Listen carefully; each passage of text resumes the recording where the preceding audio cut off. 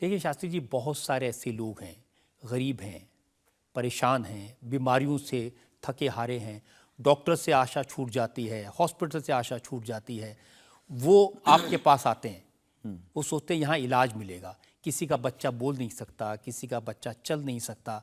वो लोग बड़ी आस्था विश्वास लेके, जो मैंने जानकारी हासिल की, वो आते हैं, सोचते हैं कि यहाँ से शायद उन्हें कोई रास्ता दिख जाएगा, और उन्हें मिल जाता है।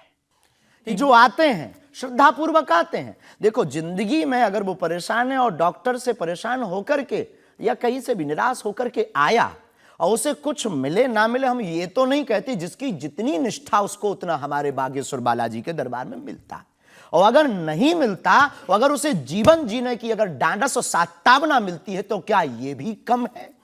बिना पैसों में, बिना दक्षिणा दिए, बिना कुछ लगे अगर हनुमान जी से जुड़ रहा, अगर वो प्रभु से जुड़ रहा, अगर उसे जीवन जीने में 4 दिन की जिंदगी है, डॉक्टर ने कह दिया तो मर जाओगे, लेकिन बागेश्वर धाम के नाम से उसके चेहरे पे मुस्कुराहट है कि मेरा हारे का सहारा है, तो अगर ये मुस्कुराहट उसके चेहरे पर आती तो इससे किसी को गुस्ताखी क्यों? देखिए, अगर बागेश्वर धाम आने से लोगों का इलाज हो जाता है, तो फिर आपको कैंसर हॉस्पिटल बनाने की क्या जरूरत है? यही तो हम बताना चाहते हैं कि दुआ और दवा दोनों आवश्यक है। हमने ये नहीं कहा कि हम डॉक्टरों के खिलाफ हैं। अब मैंने पूछ लिया तो आपने दवा ऐड कर दिया उसमें। नहीं, हमने औषधालय बागेश्वर धाम पर खुलवाया है और मंदिर के समीप खुलवाया है। वहां पर ग्राम पंचायत का भवन है, वहां पर आयुर्वेदिक औषधालय है। दुआ और दवा मतलब नीचे दवा है और वहां ठीक नहीं हुए तो दुआ के लिए चढ़ जाओ मंदिर पर, दोनों काम करेगा, ठीक है।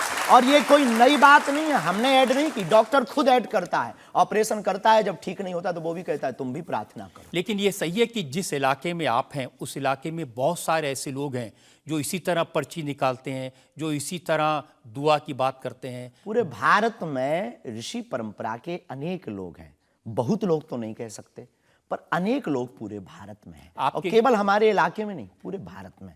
हमारे इलाके में बागेश्वर बालाजी की महिमा और दादा गुरुजी के पास दरबार से, कृपा से बहुत से महापुरुष और भी। मैं बताता हूँ, एक लवलेश नाम के गुरुजी हैं, 20 साल की उम्र है, और वो भी इसी तरह से पर्ची निकालते हैं। हम कभी ऐसे मिले नहीं, इस भाव से हमारा कभी मिलना नहीं हुआ, और इस विषय पर उनका निज मत हो हम कह नहीं सकते, ईश्वर जाने। नहीं, मत तो पता नहीं, उनके ऊपर रेप का इल्जाम है और वो जेल में है, कह नहीं सकते। तो उस एरिया में ऐसे और भी बहुत सारे लोग हैं।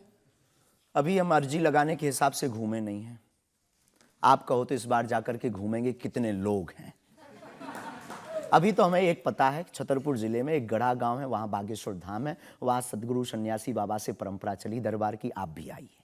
ये बात सही है कि देश में बहुत सारे ऐसे लोग हैं जो कहते हैं हमारे पास सिद्धि है।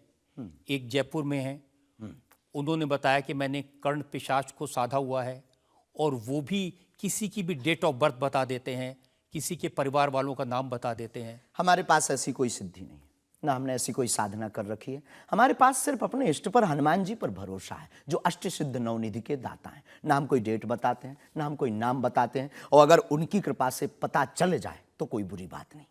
जनता में जो लोग सवाल पूछना चाहते हैं, आमतौर पर क्या होता है कि संत का नाम आते ही हमारे माइंड में एक इमेज बनती है कि गाड़ी होगी, बहुत ही जो उनकी वेशभूषा होगी बहुत ही सिंपल और सरल होगी, लेकिन आपकी वेशभूषा देख के, टोपी देख के लगता है एकदम कलरफुल रहता है।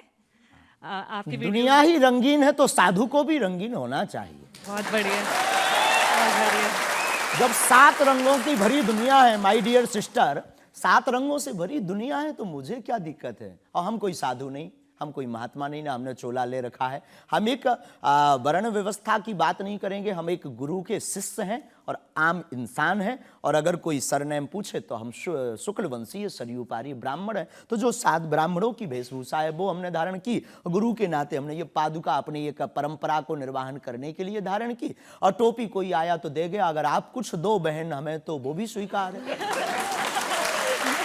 आप चाहो तो कुछ हमें पहनने को दे सकते हो, हम पहन लेंगे। एक वेबसाइट ने लिखा कि ये जो टोपी पहनते हैं, ये पहनाने वाले से भी कुछ गुरु दक्षिणा लेते हैं।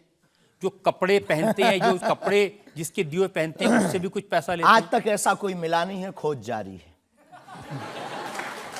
किसी ने हमें आज तक दक्षिणा नहीं दी टोपी पहनाने के नाम पर या कपड़े पहनाने के नाम पर। हम तो राह चलते कोई मिल जाता है तो उसका पहन लेते, अपना दे देते हैं। हम तो साधु उस परंपरा के हैं, उस परंपरा के लेकिन हैं। अच्छे लगते हैं आपको ये रंग बिरंगे कपड़े? बहुत आनंद आता है। क्या दिक्कत है साहब?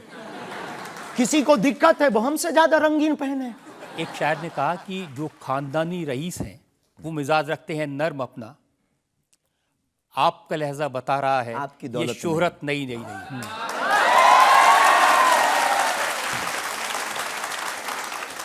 लोगों को लगता है, हमें लगता है कि हमारे जीवन में न हमें धन प्रिय है, न मान प्रिय है, न सम्मान प्रिय है, हमें हनुमान प्रिय है। और हमने जब से जन्म लिया तब से हम धनवान हैं, क्योंकि हमारे हनुमान हैं। और दुनिया का प्रत्येक हनुमान भक्त धनवान है जिसके जीवन में हनुमान है।